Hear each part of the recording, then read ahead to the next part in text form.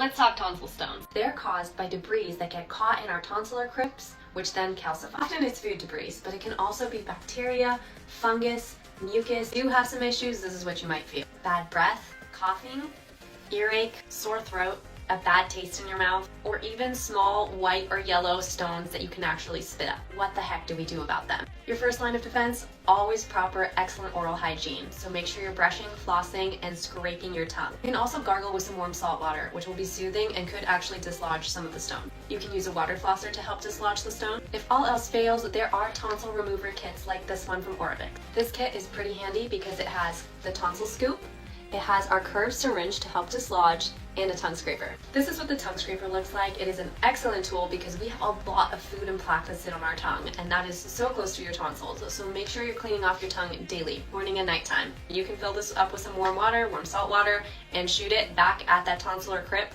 just to help dislodge that tonsil stone. And last but not least, we have our tonsil scoop. This tonsil scoop is great. It actually comes with a few different kinds of heads in there. Here it is all put together. This is the greatest tool for dislodging a stone. So basically you'll open up, once you see that stone, you'll push almost like an acne extractor, but for tonsil stones, and that will definitely help you dislodge. If all else fails, guys, come into your dental professionals and we will help you out.